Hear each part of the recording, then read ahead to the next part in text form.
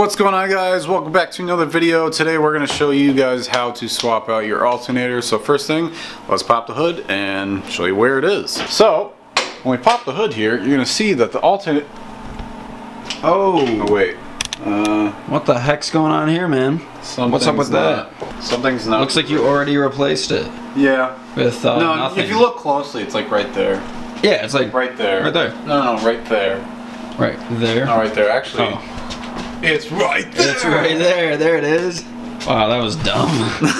Anyways, so it's been a minute since we've done anything with this car. Last video you would have seen was either you going to SEMA or us doing your brakes or something. So we have a lot to go over. So, motor's out. A lot of people have been asking what is going on. A lot of people think I'm just like painting the bay, which you're not wrong. That's totally the plan. But we have some other special things coming for it as well. This was kind of like a random thing that I all of a sudden just wanted to do as soon as winter hit. I parked the car, I think like 2 days before the snow actually came. So it's still clean in here. I haven't gotten it all nasty and stuff. So I got pretty lucky with putting it away at the perfect time before it all got snowy out. But it's been about 2 weeks in the process of getting the motor pulled out and pretty much stripping most of what I guess you can't see anymore because I have everything stored upstairs. Yeah, we have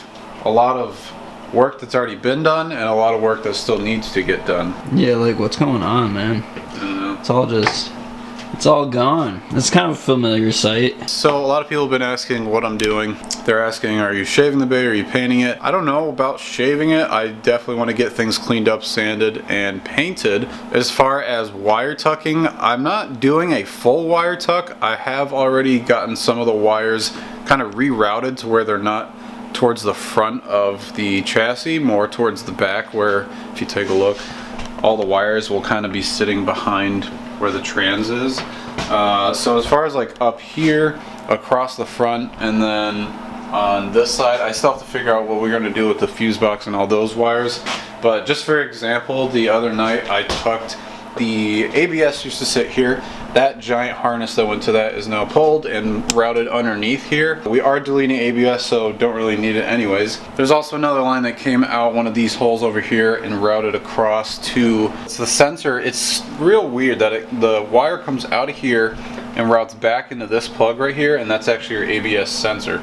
So now that ABS is going to be gone, essentially we don't even need that sensor, but got that wire tucked behind the inside of the wheel well. So even just like small things like that is what we're kind of leaning towards, is just tucking most of the wire. I've been kind of using pictures I've seen online and of other people's builds of like kind of what I want to do, and then piecing together different points of what this is going to look like. I don't know. We're digging into it. We've done this once before with his car as far as pulling the motor, putting it back in. To kind of take advantage of having the car down until most likely April, of getting some other things done while the motor is out. That being said, if any of you guys want a 2004 WRX motor, it is for sale. The entire thing that you see behind you is for sale. So the entire thing is for sale. Everything you see here is the turbo's still on, the up pipe, the headers, intake manifold, everything. I also have the radiator, intake, intercooler, and pretty much everything you would need to plop this in your car, whether that be another WRX with a blown motor, or maybe if you're doing a Forester swap, you can toss this in your car. If you guys are serious about it, please email us. Yep. Our email is in the description.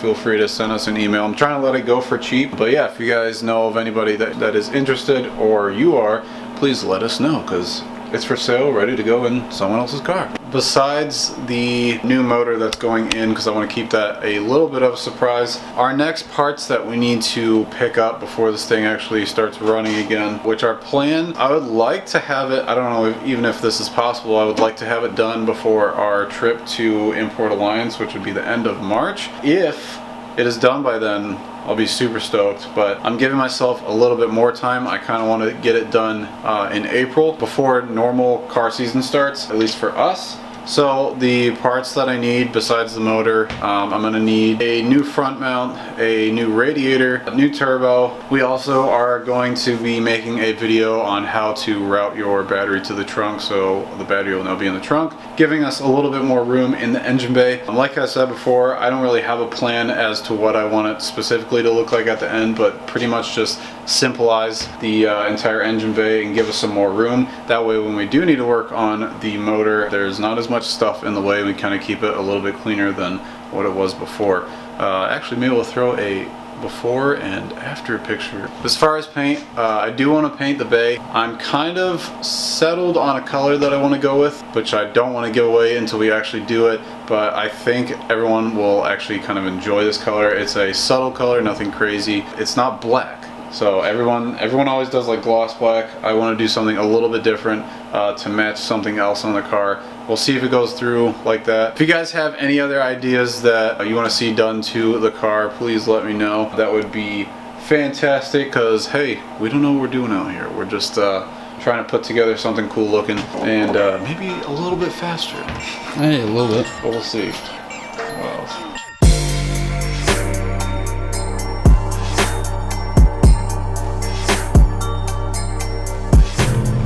Well, Ryan is headed out, so you guys are stuck with me for the night. So the last thing that we need to do on the engine bay pretty much is to figure out what we're going to be doing with the fuse box and this wiring here. I already kind of rerouted the wiring harness for the passenger side headlight, and I think it also powers the fan on this side. So I'm actually going to be running them underneath this instead of how it used to come from there to there. It's now going to run behind the fender, up underneath, come out, and then run back across there, so we don't have a line jumping right across there. I will need to extend some of the wiring to run up to this headlight as well, and then this wiring here for the alternator.